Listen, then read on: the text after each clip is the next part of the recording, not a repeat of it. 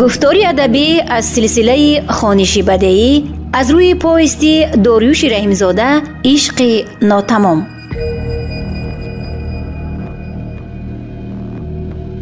قسم 19. کلبه نعین.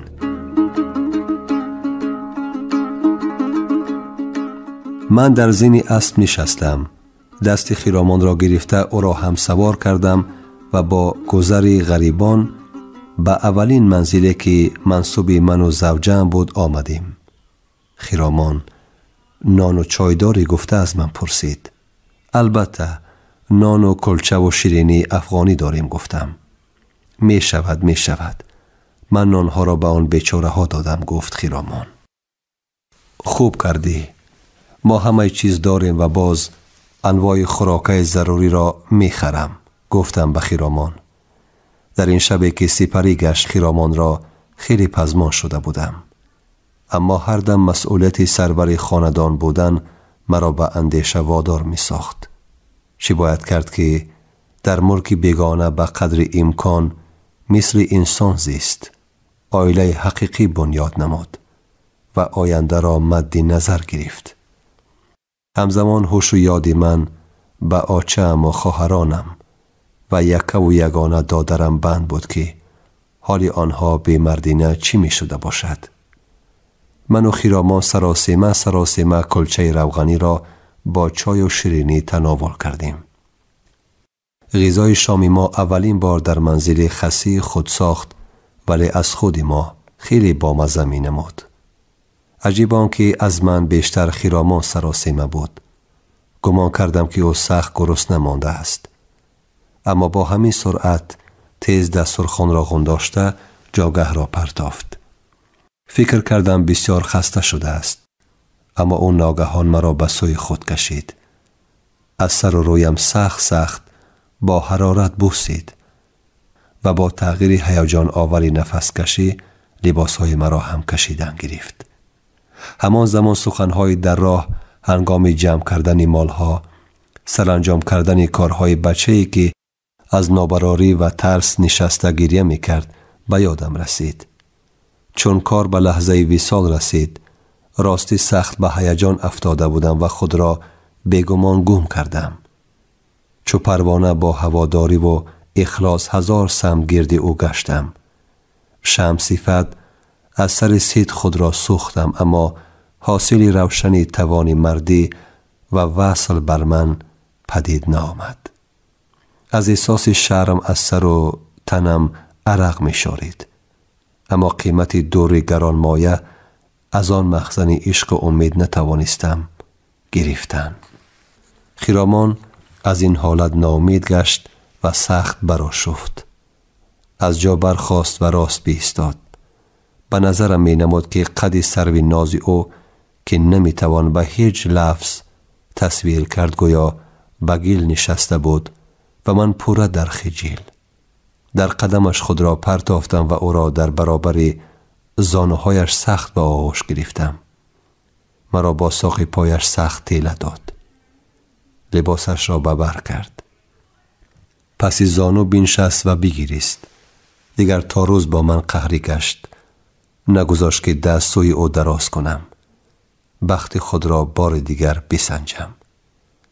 مرا از گریه شبها نشد جز درد سر حاصل. به خون دل عبث پرورده من این طفل بدخو را.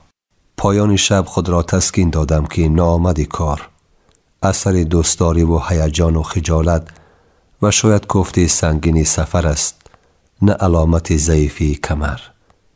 و غریبی و فراق و غم دل مرا لحظه به این حال فگنده است و یقین کردم که اصلاحی وضع زمان می خواهد. صبح سمند را در میان بوته‌های نزدیک کپه جای پناه بردم. چون آفتاب قد بلند کرد در بازگشت به خانه خسی بدیدم که خیرامان پشت گردانیده مثل که از من ناامید شده باشد زانو به هم کشیده یک پهلو خواب است. یک بار به این منظره نگریستم. قد و بالا و میانی باریکی او در این حالت هم نهایت دلربا می نمود. احساس می کردم که او به حسن و جوانی خود نهایت مغرور و مشکلات زندگی از خیالش دور است و آنچه زن جوان شب انتظاری داشت با عیب غیر انتظاری من نتوانست نایل گردد. همکنون چون بلبل بیدل با او نگاه کردم و اندیشه جمالی او کوه صبرم را چون موم نرم کرده بود و من مثل آنکه بعد از 1000 روز فراق دوست داشته خود را نو دیده باشم، مانند شیری گرسنه به آن آهو برای خسبیده با اشتیاق عاشقانه درافتیدم. بدیدم که او بیدار است و همکنون از شب دیده بیشتر انتظار وصال.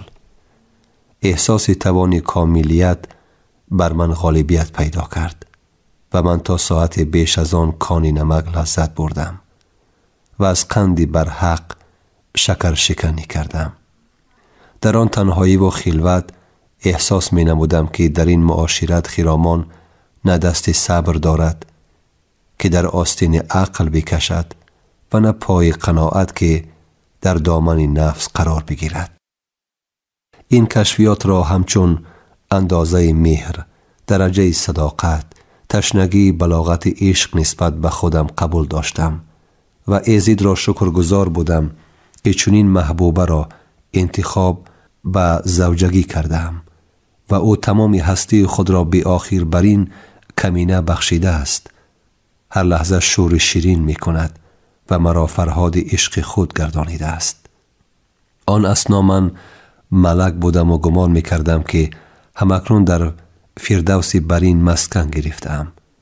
دلجویی آن حور، وصل اصل و هوای محبت او غم و اندوه را به یک جایگی از دل و دیده من زدوده بود و من چه قدرت و قوتی که داشتم فدای الف قد و بست و روی و موی او می کردم. این احوال و معیشت تقریبا 10 روز ادامه داشت. فقط روز در میان من برای آوردن آب به لب جوی می رفتم که 2 چقریم از منزل نعین ما فاصله داشت. از ترس آنکه سمن را راهزنا و دزدان و غارتگران کلدش نبینند و به آن طلبگار نشوند، آب را در 2 مشک پشتاره کردم می آوردم. در این مدت 3-4 دفعه به بازار هم رفته به اندازه مناسب خرید کردم. چون دفعه دوم بازار پیش بقال کلابی برای عوض کردن قدر از طلای برگک به پل افغانی رفتم، آن مردک برا شوف و گفت: کلابی ساده. به آواز پس مراجعت کرده به من: پیش ما برای علیش کردن ای زردک ها تیز نیا. غارتگرا در یک دم می فهمند که تو 2 برگک داری. به خدا که در روز روشن تیکه و پارد میکنن که به کفم پاره نمی رسی. آمدی به استر بیار، علیش بکو مثل شمال ناپدید بشه که پیو حیدر تا نیاون. فهمیدی؟ گفت بقال و سخنش را دوام داده. 100 سال گذشته که ما در این ملکیم، نه که ما را غریب میگن. قد یک سگ قرب نداریم. اگر ما را بکشن گوشتامون پیش سگاشان پرتاین، یک کس پشک ایو را پشت نمیگه. این ما همچو همشهر تاکید کردم. دیگه توکلت به خدا. غریب در این ملک ناله تپ تیاری همی درنده های.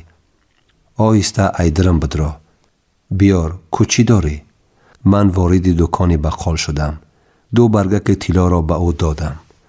بقال کلابی آنها را از ته و رو نگاه کرد. به دندانهای زردش یک پارچه های خرد زر را گزید. با نرانگشتش اعلی بودن صفت آنها را اعتراف کرد. سرش را با علامت شگفت جنباند. بعد آنها را در ترازو برکشید. حق مرا به آواز پست اعلان نمود و با چلیکهایش نشان داده تصدیق کنند. من از آهنگ گپش رموز بردم. دیگر دندان سفید نکردم. افغانی های دادهش را سخت پیچانیده از دکان برآمدنی شدم. پیش از آن خواستم خیر و خوش کنم، اما بقال به من دیگر نیم نگاهی هم نکرد و هوش و گوشش به همان زردک ها بند شده بود. از تاکیدهای بقال سخت در تشویش افتادم. به همین خاطر برای 10-15 روز دیگر ذخیره مواد غذایی خریدم که به گفت بقال باز به چشم درنده های این ملک به صاحب نرفتم. هنگام بازگشت به منزل خسی از ترس و هراس از پنهانگاه زینی اسب باقی مانده زر را گرفته در یک کنج کپه گور و بالایش را خسروب کردم که ناعیان باشد. از لحاظ دیگر در روزگار ما تفاوت زیادی به چشم نمی رسید. شام دو دل داده اگر شکل غریبانه هم داشت اما مندرجه آن تا به صبح عاشقانه بود. البته با گذشت ایام علنگه آتش عشق و گرمی و غیرتی که در روزهای اولی وصال عرض وجود می کرد تدریجاً کاهش می یافت و جای آن را اندیشه روزگار می گرفت که منطقی بود.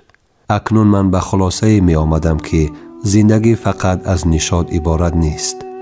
جایی که نوش است نشه را هم انتظار باید بود. جایی که نشیب است آنجا نمی تواند بی فراز باشد. روزها من به بازار رفته می خواستم شغل را به خود پیدا کنم اما همش بربست بود. زمان طالب دریای پنج هم رفته کار و بار تلاشویی ها را نظارت کردنی شدم با امیدی که مرا آن کارگران به خود بگیرند. قریب این کار برایم به فاجعه انجام یافت. تلاکارها نظارتچی مخفی داشته بودند. وقتی نیت کردم با آنها شناس شوم و خواهش همکاری کنم دو مزنگ مرا دستگیر کرده کی بودن و چی خواستنم را پرسیدند. پیش متصدی تلاشویی ها برده با فرمان او یک دو مشت به پیشانیم هم زدند که من مقصد 2 نیم کردن نان آنها را دارم. تهدید کردند که اگر بار دیگر در این طرف ها پیدا شوم دست و پایم را بسته به دریا هوا می دهند. همین طریق تخمین 1.5-2 ماه عمر من در این ملک به سرسانی و سرگردانی گذشت. شما گفتاری ادبی را از سلسله خوانش بدیعی از روی پویستی داریوش رحیمزاده عشق ناتمام در قرائت دلشادی الصمد شنیدید. کارگردان خیرالله فتح‌الله، محرر عابدجان سعیدزاده. انجام قسم 19.